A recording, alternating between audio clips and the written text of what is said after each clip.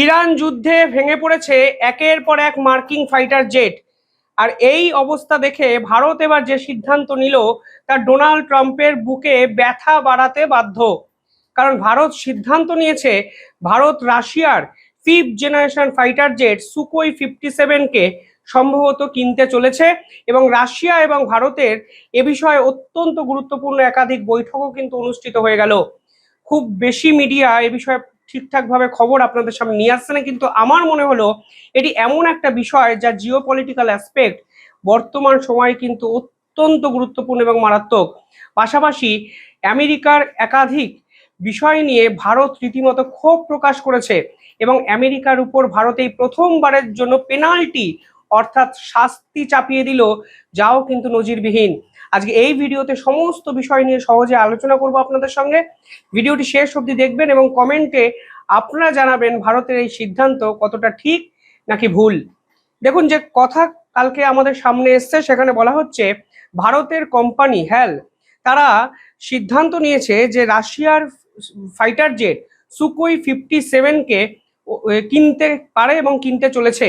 এবং তারা পরিষ্কারভাবে জানিয়েছে এই মুহূর্তে যদি ভারত এই সুকোই 57-এর কো প্রোডাকশন করে তাহলে হ্যাল 50% তৈরি আছে। বাকি 50% কিভাবে মডিফাই করা সম্ভব তা রাশিয়া যদি আমাদের বলে আমরা সেটুকু করতে পারি। অর্থাৎ ভারত এবং রাশিয়া একত্রে 5th জেনারেশন ফাইটার জেট সুকোই 57 বানাবে এবং এ নিয়ে একাধিক গুরুত্বপূর্ণ সিদ্ধান্ত কিন্তু ভারত কালকে নিয়ে ফেললো। মনে রাখবেন, সুকোই 57 ভারত কিনবে নাকি আমেরিকার fighter jet F-35 5th generation fighter jet কিনবে, এ বিষয়ে কিন্তু বিস্তর জলঘোলা হয়েছে, বিতর্ক হয়েছে। ডোনাল্ড ট্রাম্পের প্রশাসনের পক্ষ থেকে বারবার ভারতকে অনুরোধ করা হয়েছিল যে আমাদের ফাইটার জেট আপনারা কিনুন, কিন্তু সম্ভবত মধ্যপ্রাচ্যে যেভাবে তাদের ফাইটার জেট ভূপতিত হয়েছে সেখান থেকে কিন্তু ভারত সিদ্ধান্ত বদল করে এবং রাশিয়ার ফাইটার জেটের উপরে ভারত ভরসা রাখছে, তা কিন্তু পরিষ্কার। সেখানে হ্যালের পক্ষ থেকে বলা হয়েছে যে 50% যে ক্যাপাসিটি আমাদের বিল্ড আপ করতে হবে তা নিয়ে রাশিয়া যদি আমাদেরকে একটু কোটেশন দেয়, মানে কত টাকা খরচ হতে পারে, আমরা সেই কোটেশন পাওয়ার সঙ্গে সঙ্গেই ইন্ডিয়ান এয়ারফোর্সের সঙ্গে কথাবার্তা বলবো। কালকে হ্যালের চেয়ারম্যান পরিষ্কারভাবে জানিয়ে দিয়েছেন যে রাশিয়া এবং ভারত অত্যন্ত সিরিয়াস ইন্ডাস্ট্রিয়াল স্টেজে পৌঁছে গেছে সুকোই 57-এর অ্যাকুয়ারমেন্টকে নিয়ে। এবং পরিষ্কারভাবে ভারত অফিসিয়ালি জানিয়েছে রাশিয়া টিম তাদের অলরেডি যে ডামি বলা হয় সুকোই 57-এর যে এয়ারক্রাফট তা এয়ারফোর্সকে পাঠিয়ে দিয়েছে বিভিন্ন পরীক্ষা নিরীক্ষা করে দেখার জন্য। রাশিয়ান কমিটি অলরেডি হ্যালের প্রোডাকশন হাউসকে নিয়ে একাধিক গুরুত্বপূর্ণ ইনফরমেশন দিয়েছে, সাজেশন দিয়েছে। যদি হ্যাল সেই প্রোডাকশন হাবকে ডেভেলপ করতে পারে তাহলেই সুকোই 57 রাশিয়া এবং ভারত একত্রে ভারতে বানাতে পারে, কো প্রোডাকশন করতে পারে। ইতিমধ্যেই রাশিয়ার পক্ষ থেকে একটি প্রতিনিধি দল ভারতে আসে। তারা নাসিক ফেসিলিটি, যেখানে ভারত এবং রাশিয়া একত্রে সুকোই 30 ফাইটার জেট তৈরি করে, সেই ফেসিলিটি ঘুরে দেখেছে।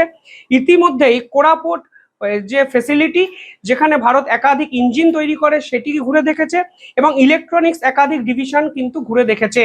এরপর রাশিয়ান টিম একটি রিপোর্ট পেশ করেছে। সেখানে বলা হয়েছে এই মুহূর্তে যদি সুকোই 57 ফাইটার জেট ভারত তৈরি করতে চায় তাহলে নির্দিষ্ট কিছু জায়গা ডেভেলপ করতে হবে। ভারতকে অ্যাডভান্স টেল যে কোটিং ফেসিলিটি আছে সেই পার্টিকুলার বিষয় নিয়ে কাজকর্ম করতে হবে, এগোতে হবে। 5th জেনারেশন এভিওনিক্স ইন্টিগ্রেশন যে লাইন্স সেটাকে বিল্ড আপ করতে হবে। ইঞ্জিন ম্যানুফ্যাকচারিং যে ক্যাপাসিটি সেটাকে বাড়াতে হবে এবং supply of ecosystem chain ecosystem সেটাকে ডেভেলপ করতে হবে। অর্থাৎ র্যাডার সিস্টেম থেকে বিভিন্ন যে প্রযুক্তি বিভিন্ন জায়গায় ভারত বানায় সেগুলোকে আরো একত্রিত করতে হবে, সেই ফেসিলিটি হ্যালকে বিল্ড আপ করতে হবে। এবং হ্যালও পরিষ্কার বলেছে আমরা করতে পারি, কারণ রাশিয়া আমাদের বন্ধু, আমরা রাশিয়াকে ভরসা করি এবং রাশিয়া কথা দিয়েছে আমাদের তারা ফুল টেকনোলজি ট্রান্সফার করবে, সোর্স কোড ট্রান্সফার করবে। এবং ইতিমধ্যেই তারা অলরেডি জানিয়ে দিয়েছে যে সুকোই 57E অর্থাৎ এক্সপোর্ট ভেরিয়েন্টকেও কিন্তু ভারতে তারা তুলে দেবে এবং এই পুরো কর্মকাণ্ডটি ভারতেই লোকাল প্রোডাকশন হবে, যা ভারতের ইতিহাসকে বদলে দিতে কিন্তু পারে।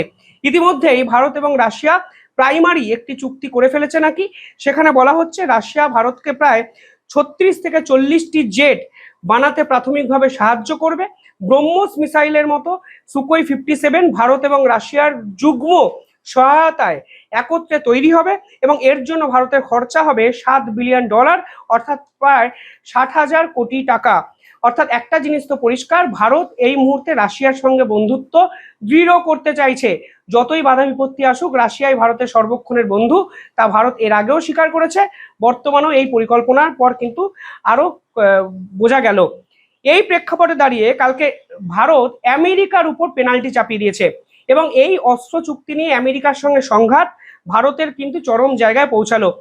আগের বছর ভারত পরিষ্কারভাবে আমেরিকাকে হুঁশিয়ারি দিয়ে বলেছিল যে আপনারা দিনের পর দিন চান যে আমেরিকার থেকে যেন ভারত অস্ত্র কেনে। আপনাদের কমার্স সেক্রেটারি বলে যে রাশিয়ার থেকে অস্ত্র কেনা বন্ধ করে ভারত যেন আমেরিকার থেকে অস্ত্র কেনে, অথচ আপনাদের সঙ্গে যে চুক্তি ভারত এর আগে করেছে সেই চুক্তি বাবদ আপনারা দিনের পর দিন কোটি কোটি টাকা তো নিয়েছেন, কিন্তু কোনো অবস্থাতেই সঠিক সময় অস্ত্র ডেলিভারি করেন না। এক্ষেত্রেও কিন্তু সেই একটা বিরোধ দেখা গেল। হ্যালের সঙ্গে আমেরিকার কোম্পানি জিই তাদের কিন্তু তেজাস মার্ক 1 যে আমাদের ফাইটার জেট তৈরি হয়েছে সেই ইঞ্জিনকে নিয়ে একটি চুক্তি হয়েছিল এবং আজকের দিনে দাঁড়িয়ে সেই ইঞ্জিন কিন্তু ভারত ঠিক সময় ডেলিভারি পাচ্ছে না এবং এবার ভারত সিদ্ধান্ত নিয়েছে মাল্টিপল পেনাল্টি আমেরিকার কোম্পানি জিইর উপর লাগানো হবে। 2025 সালে আমেরিকা জুলাইতে বলেছিল যে আমরা মার্চ 2026-এর মধ্যে ইঞ্জিন সংক্রান্ত যে ডিসপুট আছে, ডেলিভারি ডিসপুট আছে, সেটাকে কাটিয়ে ফেলবো এবং প্রতি বছর 2টো করে ইঞ্জিন আমরা ডেলিভারি করব। কিন্তু আজকে 2026-এর মার্চের পরে এসেও দেখা যায় মাত্র 2টো ইঞ্জিন এই মুহূর্তে আমেরিকার পক্ষ থেকে ডেলিভারি করা হয়েছে। অর্থাৎ যখন চুক্তি হয়েছিল তারপর থেকে 2021 থেকে 2026-এ মাত্র 6টা ইঞ্জিন ভারতকে কিন্তু দিয়েছে আমেরিকা। পরিষ্কার বোঝা যাচ্ছে আমেরিকা চায় না ভারত নিজস্ব 5th generation fighter jet Tejas mark বানিয়ে ফেলুক, তাহলে আমেরিকার ডিফেন্স ইন্ডাস্ট্রি তাদের এক্সপোর্ট কিন্তু অনেকটা কমে যাবে, কারণ ভারত যেভাবে এক্সপোর্ট ইন্ডাস্ট্রি গ্রো করছে তা বিশ্বের অন্য কোনো দেশ কিন্তু গ্রো করছে না ডিফেন্স প্রোডাকশন ওরিয়েন্টেড। যদি চুক্তির এই টাইম লাইনটি দেখেন তাহলে দেখবেন জি এরোস্পেস আমেরিকার কোম্পানির সঙ্গে ভারতের হ্যালের এই চুক্তি হয়। তেজাস মার্ক 1-এ এর যে ইঞ্জিন F404IN20 ইঞ্জিন তা আমেরিকা ভারতকে সরবরাহ করবে এবং ভারত সেই ইঞ্জিন তার ফাইটার জেটে লাগাবে, এটাই কিন্তু প্রাথমিকভাবে চুক্তি হয়েছিল। যদি চুক্তির সময়সীমা দেখেন তাহলে এই চুক্তিটি হয়েছিল 2021 সালে, যেখানে আমেরিকা প্রতিশ্রুতিবদ্ধ ছিল 99টি ইঞ্জিন ডেলিভারি করা নিয়ে এবং এই পুরো চুক্তির পরিমাণ হলো $700 মিলিয়ন। 2031 সালের মধ্যে এই ডেলিভারি কমপ্লিট হবে, এই রকমই প্রতিশ্রুতি আমেরিকার পক্ষ থেকে দেওয়া হয়েছিল। 2024-এ তারা বলেছিল ডেলিভারি শুরু হবে, কিন্তু 2024-এ তারা ডেলিভারি মাত্র 2টো ইঞ্জিনের করে, তাও আবার জুলাইয়ের 2025-এ এসে সেই ডেলিভারি কিন্তু করেছিল।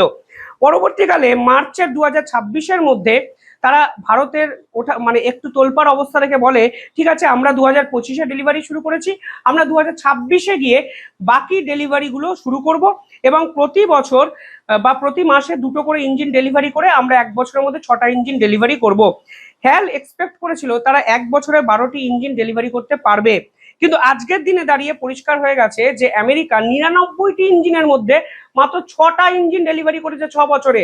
অর্থাৎ পরিষ্কার হয়ে যাচ্ছে যে আমেরিকা জেনে হোক বা না জেনে হোক, কারণে হোক অকারণে হোক, এই পুরো প্রসেসটাকে স্লো করতে চাইছে। এর জন্য কালকে কিন্তু ভারতের পক্ষ থেকে ঘোষণা করে দেওয়া হয়েছে যে ভারত লিকুইডেটেড ড্যামেজ ক্লজে আমেরিকার এই ধরনের চুক্তির উপর পেনাল্টি চাপাবে, অর্থাৎ এরপর যতগুলো ইঞ্জিন ডিলে ডেলিভারি হবে তাদের উপর শতকরা ট্যাক্স বা ক্ষতিপূরণ হিসাবে কিছু অর্থ কেটে দেওয়া হবে ভারতের পক্ষ থেকে, যা কিন্তু আমেরিকার কাছে নিঃসন্দেহে বড় ধাক্কা। অর্থাৎ এবার যদি এই নতুন রেটে আমেরিকাকে ইঞ্জিন ডেলিভারি করতে হয় তাহলে আমেরিকা কিন্তু মারাত্মক অর্থনৈতিক ক্ষেত্রে ধাক্কা খাবে। অর্থাৎ দুটো আপডেট যদি পাশাপাশি রাখেন তাহলে পরিষ্কার হয়ে যাচ্ছে এই ডোনাল্ড ট্রাম্প প্রশাসনকে যেখানে পারছে সেখানেই ভারত কিন্তু জবাবটা দিচ্ছে, পাল্টা আক্রমণ করছে এবং একই সঙ্গে এই আমেরিকাকে কার্যত হুঁশিয়ারি দিয়ে ভারত কিন্তু রাশিয়ার সঙ্গে সম্পর্ক আরো জোরদার করছে। কিছুদিন আগে আমেরিকার কমার্স সেক্রেটারি বলেছিল যে রাশিয়ার সঙ্গে অস্ত্র চুক্তি বাতিল করো, আমাদের থেকে অস্ত্র কেন, আমরা ভারতকে যেভাবে সাপোর্ট করব পৃথিবীর অন্য কোনো দেশ সেটা করতে পারবে না। ভারত আজকে বুঝিয়ে দিয়েছে ভাই অনেক হয়েছে তোমাদের সাপোর্ট, আমার আর দরকার নাই, রাশিয়া আমাদের অতীত বন্ধু ছিল, এখনো আছে এবং ভবিষ্যতেও থাকবে। সব মিলিয়ে ইরান যুদ্ধের মধ্যে ভারতের এই ধামাকা আমেরিকার প্রশাসনকে তলিয়ে দিতে বাধ্য এবং এই অবস্থা আমেরিকা প্রশাসন কিভাবে সামলায় জানার অপেক্ষায় গোটা বিশ্ব নিঃসন্দেহে থাকবে। অসংখ্য আপডেট আসবে, আপডেটের ভিডিও আমি নিয়ে আসবো দ্য ইন্ডিপেন্ডেন্ট বেঙ্গলে। চোখ রাখুন আমাদের চ্যানেলে। ধন্যবাদ।